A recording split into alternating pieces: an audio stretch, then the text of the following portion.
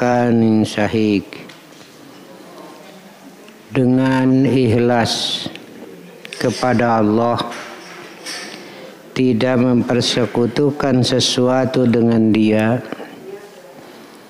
Barang siapa yang mempersekutukan sesuatu dengan Allah, maka adalah ia seolah-olah jatuh dari langit lalu disambar oleh burung atau diterbangkan angin ke tempat yang jauh. Masih dalam bab haji, umroh, hadyu, udhiyah, kurban. Hunafa dari kata hanif itu al-mailu ila tauhid, cenderung kepada tauhid. Dari musyrik cenderung kepada tauhid. Setiap hamba Allah diciptakan dalam keadaan hanifah, yang kita artikan tauhid. Khalaqtu ibadi hunafa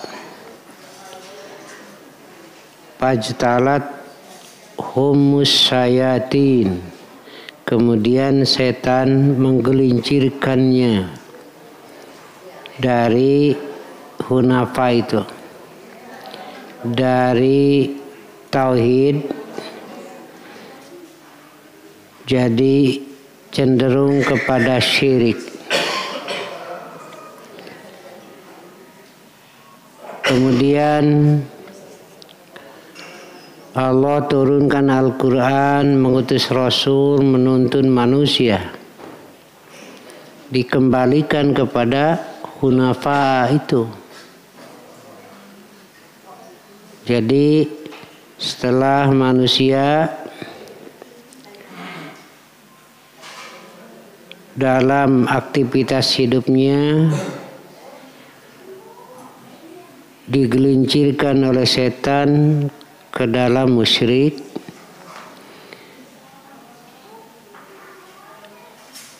ada yang menyembah api, menyembah matahari, bulan, dan lain sebagainya. Sampai di sekitar Ka'bah kurang lebih ada 360 patung berhala. Berarti Tuhannya itu begitu banyak untuk kelompok masing-masing.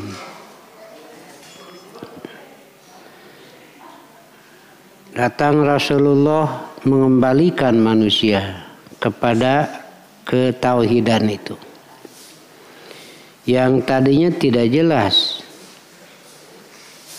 Tuhan itu aprak-aprakan lah bahasa Sunda memberinan. Kemudian kepada tauhid. Kalaulah murtad berarti kembali lagi ke ketidakjelasan.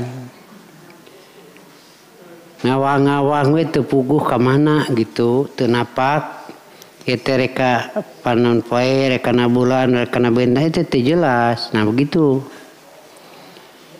Jika anu ragrag ti langit disambar ku manuk ting reka mana di bawah nate. Nah ini kan tidak jelas begitu. Yang musyrik itu kan tidak jelas. Di dunia itu jelas. Kenapa tidak jelas? Karena tidak ada dalil, tidak ada keterangan petunjuk yang bisa menjadi pegangan. Sebagai contoh saja dalam Quran surat Luqman, Allah berfirman, "Khalaqas samawati bi ghairi amadin tarawunaha." Allah yang telah menciptakan langit-langit tanpa tiang. Jadi kalau hur tergantung tihanap teu make tihang. Tapi semua makhluk-makhluk begitu besar berjalan pada porosnya masing-masing. Satu itu. Wa alqa fil ardi rawasiya an tamida bikum. Kemudian manusia ditempatkan di bumi. Allah sediakan segala sumber kehidupan. Keterangan ini tidak bisa dibantah. Allah tidak menempatkan manusia di planet lain karena tidak ada sumber kehidupan untuk manusia. Quran sudah menjelaskan itu. Wajana fiha ma'is, dan kami siapkan di bumi segala sumber kehidupan bagi manusia. Bukan sudah dibuktikan ke bulan yang paling dekat dengan bumi. Ternyata di sana tidak ada sumber kehidupan untuk manusia. Kudu mawa di bumi Pak. Jeung udarana, jeung bekal segala macam. Tuh. Padahal Nabi belum pernah ke bulan. Belum pernah ke planet lain. Itu satu bukti. Kemudian Allah pancangkan di bumi ini gunung-gunung supaya tidak goyah dalam berputarnya. Dengan gunung itu tuh seimbangan. Ketika gunungnya habis, ya habis keseimbangan bumi itu. Wabatsa fiha min kulli dabah. Dan Allah tebarkan di bumi itu setiap makhluk yang merayap, rupa-rupa pisan. Anu sarua sebagai makhluk tapi dalam bentuk yang berbeda. Aya sapi, domba, aya onta, itu kan? Ada singa, aya mau, rupa-rupa pisan. Masih banyak yang belum kita ketahui. Begitu hebatnya Allah. Macam-macam makhluk. Ada yang berjalan dengan 2 kaki. Ayam berjalan dengan 2 kaki. Entog, meri, manusia kan sama. 2 kaki. Ya. Ada yang berjalan dengan 4 kaki. Malah ada yang disebut kaki 1000. Karena banyak. Tapi teu kabejakeun ti tajong. Padahal sukuna loba. Urang sukungan 2 mineng ti tajong. Ti tajong pakait mineng. Ada itu masa gitu loba. Nah itulah. Macam-macam. Apalagi binatang yang disebut ikan di lautan. Kita baru tahu berapa macam. Ribuan macam yang belum kita tahu. Manusia tak pernah melakukan lauk di laut tapi tidak habis-habis. Dialati bareto dan jadi sumber kehidupan. Kemudian Allah turunkan air dari langit. Allah tumbuhkan macam-macam tumbuhan yang bisa dipakai untuk bahan bangunan, untuk apa, banyak sekali. Allah sediakan semua itu. Hada khalqullah. Ini ciptaan Allah. Paruni madza khalaqal ladzina min duni. Cobalah perlihatkan apa yang telah diciptakan oleh selain Allah. Nggak ada. Ya, jadi jelas kalau iman itu, oh ini Allah, ini data-datanya. Napak, greg-greg gitu. Dengan tauhid itu, dengan iman itu. Nah, kalau syirkun tidak jelas. Mana ciptaannya? Satu aja dulu. Mana ciptaannya? Yo jadi penguasa laut weh, irahnya manehna. Bohong di. Ya kan bohong itu. Ada penguasa gunung, ada penguasa ini. Kapan menciptakannya? Ini di tantangan. Ini ciptaan Allah. Mana? Perlihatkan. ciptaan selain Allah. Kemudian cara pengabdiannya itu pun tidak jelas karena hasil pikiran masing-masing. Ada kambing yang dibelah telinganya, bukan dipotong, dibelah, lalu dilepaskan. Tidak ada seorang pun yang berani mengganggu karena ini sudah dipersembahkan kepada Tuhan. Tingkah saha Tuhan nate. Kalau kambing itu sudah melahirkan beberapa kali sampai 5 kali, pamannya dianggap berjasa. Sapi, kambing, unta dibelah ininya, dicirian, antep. Nah, dulu juga saya masih ingat orang tua kita masih terpengaruh dengan akidah itu. Kayak emeh nu diantepkeun weh teu meunang diganggu. Itu kan sama. Ini untuk siapa? Katanya untuk Tuhan. Di mana Tuhan itu enggak ada, enggak jelas. Apa betul Tuhannya itu butuh emeh? Butuh onta. Ya, butuh muning. Nah, begitu. Itu kan tidak ada. Tidak jelas. Makanya seperti jatuh dari langit, terombang-ambing. Disambar oleh burung. Mau dibawa kemana? Itulah syirik. Itulah tahayul itu. Terombang-ambing seperti itu. Atau bagaikan yang jatuh dari langit lalu dibawa angin. Kemana? Nah, begitu maksudnya ketidakjelasan satu. Kemudian juga tidak jelas tujuannya. Kalau tauhid jelas dasarna, jelas cara pengabdianana, jelas tujuanana. Tujuannya adalah lillah fil akhirah. Ada akhirat. Nah, gitu. Kemudian menentukan akhiratnya pun tidak jelas. Berdasarkan tahayul. Tapi jika tauhid, nah ini pegangannya. Yang disebut akhirat itu jelas. Ayat peganganana. Quran, sunnah. Dijelaskan di situ. Sementara dari tahayul ini tidak jelas. Banyak cerita-cerita tentang alam kubur, kuburan itu, karena tidak tahu mereka itu.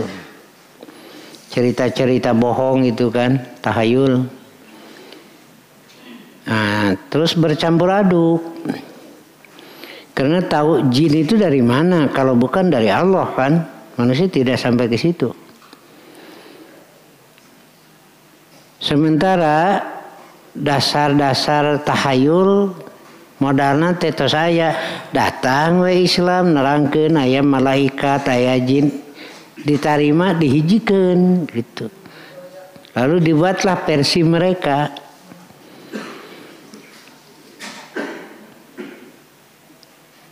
Nepika muncul cerita-cerita ngenaan menikah dengan jin. Ya tahu dari mana jin? Itu kan dari Allah. Cuma tahayulnya tidak dihilangkan. Lalu dimasukkan dicampur aduk. Nggak ada. Malaya. Ya. Kenapa? Quran menjelaskan bahwa Allah menjodohkan dengan jenis dari satu jenis, yaitu dari Adam, lahirlah laki-laki dan perempuan. Allah tetapkan jodohnya. Jadi malaya anu nikah jeung jin wadul tuh aja bohong. Tuluy digambarkeun geulisnya hoti mana nya kan mah geulis meureun ceuk ukuranana we gitu. Itu bohong. 1, 2. Tolong buktikan ada satu saja contoh jalma nu maot dicekek ku jin mana sok. Dulu hanya dongeng saya nggak ada kan, wadul gitu aja. Makanya jangan takut oleh jin. Sah. Allah sudah jelaskan, inilah perlunya keterangan dari Allah yang satu itu. Allah terangkan, mereka tidak diberi kewenangan mengganggu fisik, hanya yuwaswisu, itu aja sudah. Napi kayeuna kan teu aya buktina nu maot dicekek ku jin ada bohong. Nah, begitu aja. Inilah terombang-ambing ketidakjelasan tujuan. Jadi kenapa Allah misilkan bagaikan yang jatuh dari langit kemudian disambar oleh burung atau dibawa kemana atau terombang-ambing oleh angin tadi? Itulah musyrik itu, syirik tidak jelas kemana. Nah, makanya tetapkan dengan tauhid ini sebagai dasar yang kokoh kuat. Kedua, ketidakjelasan cara pengabdian masing-masing. Mau masarua aya anu kikian we leungeunna teuning. Aya dia anu mawa naon teh nu ieu kikituan aya pan. Ya. Ada lagi dalam bentuk tarian. Ada lagi dalam bentuk nyanyian dan seterusnya. Macam-macam. Nah, begitulah. Makanya hendaklah bersyukur kepada Allah. Allah tempatkan kita dalam tauhid jelas, napak, kokoh. Caranya satu, karena dari yang Maha Esa. Karena itu jangan dicampur dengan cara-cara yang bukan dari Allah. Nanti kembali lagi melayang ketidakjelasan. Rek mencit domate pan make jeung siapkeun eunteng. Di mana? Iya. Nggak ada. Siapkan kain bodas, pembacaan segala rupa, nggak ada. Maka turunlah tuntunan. Jenis hewannya ditentukan. Ketika belum tauhid, naon we satona teh rek hayam aya. Jika eta ning ari naon teh ngabangun rumah naikeun sebatna teh.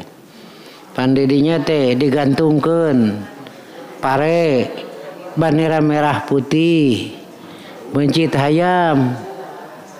Nah, segala macam. Ti rek dikasahakeun. Caranya seperti ini. Kan tidak sama. Ya, begitu. Lalu datanglah keterangan dari yang Maha Esa itu, dari Allah yang Maha Tunggal. Ini yang disebut udhiyah. Ini jenisnya ditentukan.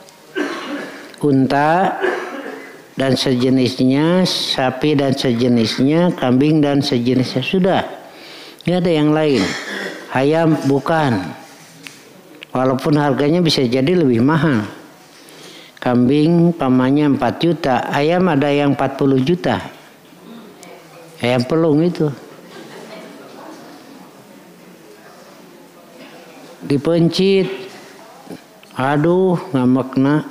Kumaha cenah usar kala dipencit. Abdi na butuh daging lain butuh sora gitu. Geus tong dibere deui cirian ku sararea. Teu kaharti cing teh. Namun kita keharti napi ka puluhan juta ayam pelung. Ana wae meuli asakna ngan 100.000. Ieu atah napi ka jutaan teu keharti. Nah, itulah temakan duniawiyah. Nah, inilah ketetapan dari Allah. Mestinya bersyukur. Teu ngalayang neangan nurutkeun pikiran. Kemudian waktunya ditentukan, baik itu akikah. Ini saya sampaikan kalau mau akikah jangan sembarangan, kan ada penyedia. Itu kan mesti jelas, gak tahu bagaimana. Dibagikan ke sasak, orang menyau beres we, dibagikan. Itu kan sudah jelas sampai umurnya jelas. Caranya jelas, waktunya jelas. Begitulah. Jika tidak, kembali lagi nanti seperti melayang-layang dalam ketidakjelasan. Begitu juga udhiyah. Tanggal 10 setelah salat. Sebelum salat tidak termasuk. Boleh tanggal 11, tanggal 12, tanggal 13, sudah jelas begitu. Kemudian juga caranya. Nah inilah makanya kenapa ditekankan, dicontohkan ketika menyembelih hewan adalah atas nama Allah. Bismillahi wallahu akbar. Gitu. Inilah ya yang perlu kita kokohkan di sini. Hunafa lillah ghairu musyrikin bih. Wa may yusyrik billah fakannama kharra minas sama. Bagaikan yang jatuh dari langit, patah tofuhut tayr, lalu disambar oleh burung. Kemana? Nggak tahu kan, dibawa kemana nanti. Seperti itulah jeleknya syirkun itu digambarkan oleh Allah. Dan ini juga tidak lepas pengaruhnya kepada diri kita karena jiwa orang. Bagaimana merasa tenang kalau bertuhan kan lebih dari satu. Kudu mereka dia. Kumanu itu untuk kabere tuh. Makanya dijelaskan kalau yang dianggap Tuhan oleh manusia dibere, tapi kalau Allah yang maha kuasa mere, itu bedanya.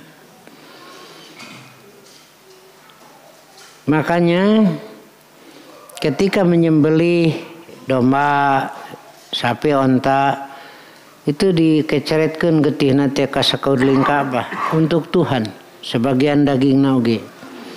Lalu yang lainnya sebagian dimakan, dibagikan. Nah, makanya dijelaskan di situ. Allah tidak butuh. Allah itu kan maha kaya, maha pemberi. Makanya tidak akan sampai daging dan darahnya kepada Allah. Tapi yang sampai adalah takwanya. Dagingnya silahkan bagikan. Tapi semuanya harus hunafa. Anu kurbana, anu ngurusna, anu narimana, sama itu di dalam bingkai hunafa.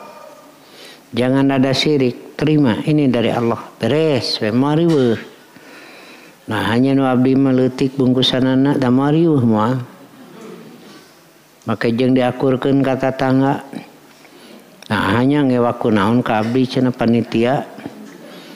Ieu mah abdi mah tulangna meuni badag tuh. Mariweuh kan ini mah hunafa. Sebentar dinikmatinya, dohirnya, tetapi Allah siapkan ajrunnya. Yang sampai kepada Allah adalah ketakwaan, itu nilai yang besar. Jelas itu. Nuai mariweuh nya dikersakeun ku Allah abdi kabagian tulang nu badag. Alhamdulillah. Batur mah sapoe beak pan ieu mah 2 minggu ge awet teh. Talian ku kenur.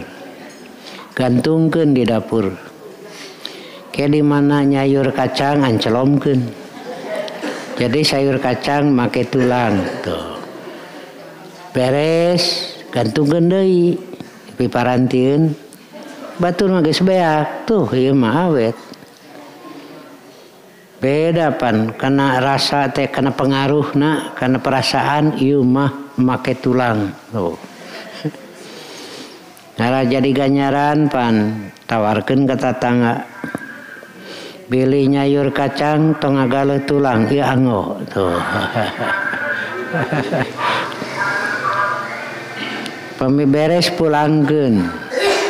Bilih nu sanes priyogi itu. Pan piganyaraneun teh panjang. Matak tong sok goreng sangka ka Allah teh. Urang mah pan diheulakeun teh sudon nya teu ngeunah atuh. Coba lamun diterima dengan husnudon. Ketika kita menghadapi makanan yang murah karena sedang tidak ada uang, ketika sudon moal ngeunah daharna. Kenapa? Karena dari sini sudah mulai muncul itu. Makanya saya sering ngomong kepada yang ikut umroh haji, tong nanyakeun rasa naon dahar. Itu aja. Apalagi di tanah haram Allah sediakan ribuh ting. Karena kalau di sini sudah mulai tidak menerima, tidak enak mungkin. Nah, makanan di rumah juga begitu. Oh ini yang disediakan oleh Allah. Istri kita itu hanya sebagai sebab, hakikatnya dari Allah. Nah kita lupa. Makanya Nabi kalau menghadapi makanan yang tidak sesuai dengan keinginannya, tara ngambek tapi tidak dimakan. Istri nate paham, ngerti. Tah isukna teh teu aya deui nu kitu teh. Di urang ngahajakeun. Isuk mah orangnya di karedok. Ngara urang seubuh ka budak teh. Inilah makanya Nabi mengarahkan nih hebatnya itu. Ketika mau makan atas nama Allah. Nah, di situ eta kunci ngeunah mah. Ya, bukan jumlah makanan, bukan jenis makanan. Bismillah. Karena kita lihat tuh banyak yang tidak bisa mengangkat tangan. Banyak kan? Iya. Aya nu bisa ngadarek-darek pan ragrag we. Kita masih sehat. Karena itu jangan atas nama yang lain. Bismillah. Begitu. Ya. Kade ulah bismika, bismillah. Bisi pahili. Banyak tuh yang sudah tidak bisa mengunyah. Kapaksa baradag keneh panditelan. Kenapa? Karena kemampuan mengunyah juga itu dari Allah. Malah hebatnya lamun orang ngangkat makanan, hidung di depan dekat bibir. Bau eureun leungeun teh. Teu kudu dititah. Teu kudu dititah ku urang. Ambil rek dihuapkeun bau eureun sorangan. Tuh kemampuan mengatur itu bukan urusan enteng. Coba lamun irung dina punuk. Pasti kudu ka dieu heula ka tukang. Ini mau otomatis tuh hebatnya. Kenapa masih juga kuku lutus? Iya. Alhamdulillah. Makanan apa saja bisa. Sekarang sudah banyak orang yang tidak boleh makan asin. Banyak kan? Bengang aja meuli di Pangandaran. Banyak yang sudah tidak boleh makan putih. Makan jengkol. Makan karesep. Ini batik kabita we. Maka jeng rek dicobaan di jus dan mal beres mah. Jus jengkol. Ya itu. Mau ke atas nama yang lain? Makan. Makanya bismillah. Biarlah yang tadi mah duniawiyah. Baik makanannya murah atau mahal, tapi ingatlah yang lebih mahal adalah ajrunnya, pahalanya di Allah. Abdi mah dikersakeun teu kenging nuang jengkol itu mah duniawiyah, tapi Anda makannya adalah dapatkan pahala dari Allah. Makanya saya sering mengulang, kalau saya makan dengan tangan kanan bukan karena sopan, etika ada, bukan karena saya iman kepada Rasul. Saya diperintah itu oleh Rasul sama dengan diperintah oleh Allah. Itu saya makan dengan tangan kanan teh. Kalau Allah kehendaki tangan saya tidak bisa bergerak, udah nggak bisa apa-apa. Makanya jangan atas nama yang lain, atas nama Allah, begitu. Kemudian setelah masuk ke dalam perut, siapa yang bisa mengolah, mengatur? Itu kehendak Allah, aturan Allah. Ada yang gizi diperlukan oleh daging, oleh tulang, oleh rambut, dipisahkan. Siapa sih yang kuasa? Kemudian ada yang harus dibuang. Angin itu perlu, air itu perlu, api itu perlu dalam tubuh kita. Itu mengolahnya 24 jam teureun orang masare, tapi itu terus memisahkan. Ada gizi yang diperlukan, ada yang harus dibuang. Teu bisa we miceun 3 poe ripuh jelema mah. Sok atuh ari boga rasa kawasa mah. Dibere teu bisa keluar angin wae. 3 poe ripuh kuling gasahan. Pere we kalau dikersak keluar ya angin ngemplong. Manusia itu kuasa, siapa yang bisa? Guru saya dulu, Allah yarham, itu di rumah sakit dulu 7 jutaan karena tidak bisa keluar angin. Pas keluar angin temani, alhamdulillah. bebeja kanu sejen depan hitut nu ieu mah 3 juta. Itulah. Tidak bisa buang BAB saja, apalagi repot. Inilah pertanyaannya. Adakah yang lain yang bisa melakukan itu? Makanya kita ini sudah jelas di atas dasar yang jelas tauhidnya, lain baik urusan-urusan ibadah mahdoh sampai muamalah pun sudah jelas. Cok rek neangan deui cara nu sejen, nah gitu. Nah, jika keluar dari tauhid dalam urusan-urusan apa saja, pasti ketidakjelasan itulah yang ia dapatkan. Jika rag-rag seperti yang jatuh dari langit lalu disambar oleh burung, nggak tahu kemana itu, tidak jelas, atau terbawa angin kemana jatuhnya. Awatahwi bihirri pi makanin sahih. Karena itu jangan lepaskan tauhid. Nah, termasuk dalam udhiyah. Tong kurang geus ku Allah ditetapkan waktunya tanggal 10, 11, 12, 13 Dzulhijjah. Ba'da sholat. Tong pikiran. Ya, silakan.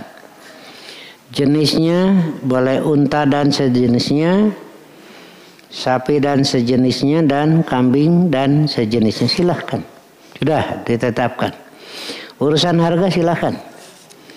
Urusan berapa satu saham nilainya kalau mau berserikat, sudah jelas. Sapi 7 orang untuk 1 ekor, unta boleh 10, 1 ekor kambing 1. Tetapi dalam keterangan-keterangan, satu keluarga, andaikan 1 orang yang kurban, maka yang lain sudah cukup kalau mau. Tapi kalau 2 lebih baik. Nah begitu. Andaikan Rasul menyatakan berserikatnya dalam sapi itu 7 orang, bukan berarti harus. Itu maksimal aja lah. Boleh 1 ekor sapi oleh 6 orang. Nah ini yang seringkali kusut nih pikiran panitia teh, ngan 20 kumaha kurang 1 saham, belikeun we atuh meuni riweuh teuing. Pokoknya bisa beli 3 ekor, ya udah 3 ekor saja. Ya cenah atuh teh jelas malaikat gapaleun. Ieu teh 20 orang, namun riweuh. Aya 18 berarti kurang saham 2. 18 mahi 3 belikeun we atuh. Kenapa repot sih? Karunya ieu mah ngidereun yang andai kurang sasaham ai mah tu balikeun eta. Enggak apa-apa. Nada leutik cenah Ustaz ke bagian saha entong nanyakeun kitu. Sudah jelas tuh kata Allah tidak akan sampai daging dan darahnya. Sok asal sesuai aturan. Tong diweuh belikeun we. Nah gitu. Malah andaikan saham pamannya 4 juta. Ayeuna boga 3,5. Mau ikut boleh. Nah cenah Ustaz beda lah pahala mah Allah yang menentukan di orang kan masih kacau. Ayeuna leuwih 4 juta boleh. Nilai make itu yang lebih tahu. Kalau terjadi ya imah supaya ya diratakan ya silahkan. Andai kan ternyata dari 21 orang bisa beli 3 ekor baradak aya keneh saya saduit. Pamanya sampai 3 juta kan bisa beli 1 ekor kambing. Belikeun we atuh. Nya cenah saha panimatos. Meni jadi 21 orang 3 ekor sapi tambah 1 nya atas nama saha 6.000. Geus apaleun malaikat ge. Kan tadi sudah dijelaskan, sudah sampai kepada Allah. Nah, kalau masih ragu-ragu serahkan ke saya. Itu saya tebarkan itu sampai ke NTB-nya itu.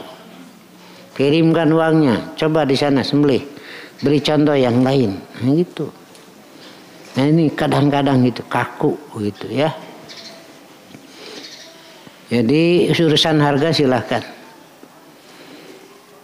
Kumaha cenah da abdi mah kurbanna teh domba tapi rek minta daging sapi itu silahkan ribu. Itu lamun kurban domba kudu daging domba teu meunang minta daging sapi itu mah teh boleh silahkan. Pamannya saya kurban ditawari oleh panitia, Ustaz hoyong naonna kan boleh. Silakan yang makannya. Saya kurbannya domba tapi saya mah minta daging sapi boleh. Ku panitia sok bere. Aya anu kurban mah ngilu saham sapi tapi abdi mah hoyong hulu domba boleh. Sok silakan. Nanti berapa jumlahnya eta urusan panitia dan lebih tahu supaya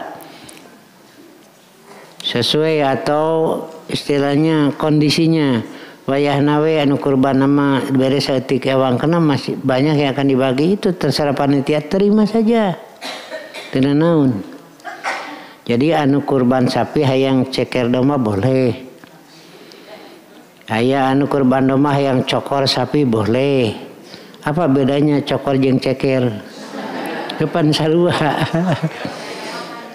Iya, sop kaki ayam. Nah, itu. Ceker cenah Ustaz heupan ke ceker teh kaki teh sarua tuh. Lamun mendengar sop kaki tah jual kaituna teh kaki sapi. Padahal suku hayam ge kaki teh. Nah, gitu. Ya nu riweuh mah kurban ku domba hiji minta ceker 5 tah eta nu riweuh. Sepanitia teh ceker aing hiji ya. Nah begitu. Nah semuanya sudah terarah. Dasarnya jelas, caranya jelas, waktunya jelas. Inilah tauhid. Bagaikan kokoh menapak jelas. Dan tujuannya pun jelas. Nah begitu. Yang tidak bisa melaksanakan udhiyah, ya jangan berkecil hati, jangan sampai merasa bersedih, apalah, jalan aja. Tapi saya sampaikan, baik umroh, haji, kurban, pokoknya sebagai muslim ada keinginan aja dulu. Ya. Adapun nanti terlaksananya terserah Allah. Seperti melaksanakan umroh, haji, ada keinginan. Biar nanti Allah yang menentukan. Nah begitu saja. Begitu juga dalam urusan udhiyah. Kalaupun tidak, ya itulah Allah yang menetapkan. Untuk bagian akhir, janganlah dalam pelaksanaannya itu tercoreng oleh unsur syirik. Ini bisa merusak kemabruran ibadah. Ibadah kurban bisa jadi kurban sapinya atau kambingnya disembelih, dibagikan, tapi nilai ajrunya tercoreng oleh syirkun. Makanya jangan ada cara-cara syirik. Apakah harus dihadapkan ke kiblat ketika menyembelihnya? Dalil ada, tapi dhaif gitu aja lah. Andaikan tidak menghadap ke kiblat, ya sah. Apakah harus baca ini wajah tuh? Hadisnya ada dhaif. Yang sahih bismillahi, itu aja. Udah, jangan banyak kesana kemari lah. Ya, lurus dalam agama Allah.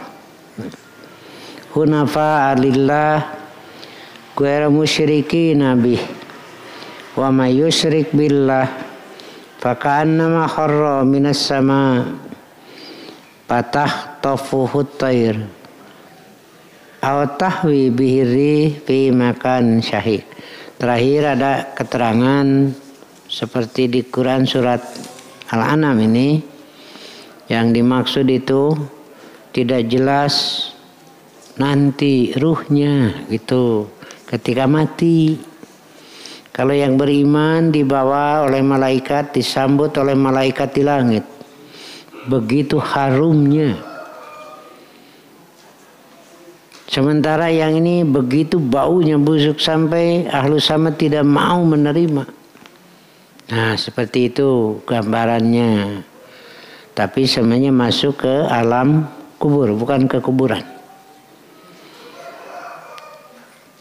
Lama menanti dengan perasaan tersiksa. Itulah azab. Sedangkan orang yang beriman, yang beramal soleh, yang tauhid, masuk ke alam kubur, diterima, dan malaikat mengatakan 6 solihan. Tidurlah dengan nyenyak. Sampai hari kiamat serasa setengah hari, padahal ribuan tahun. Karena nikmatnya, begitulah ya. Jangan percaya pada keterangan itu, ada keterangannya dan dinyatakan tidak ada asalnya. Artinya tidak jelas, bukan dari Rasul. Bahwa hewan kurban itu jadi kendaraan nanti ketika nyebrang di Shiratal Mustaqim. Bukan itu. Yang sampai kepada Allah adalah takwanya. Ya, pahalanya begitu ya. Sebab kalau pikiran seperti itu, karena sampai sekarang masih ada katanya, kurban itu cukup sekali saja. Dari waktu tahun kurban dihitung-hitung seberapa puluh. Ketika nyebrang di Shiratal Mustaqim, ya tumpak ongkonya kudu nungtun ongko pan ribu. Itu bohong, nggak ada ya. Jadi bukan itu pahalanya, takwanya yang sampai kepada Allah. Ya, sampai di sini dulu insyaallah. Terus saya dorong, mudah-mudahan kita ditakdirkan oleh Allah bisa melaksanakan udhiyah pada tahun ini.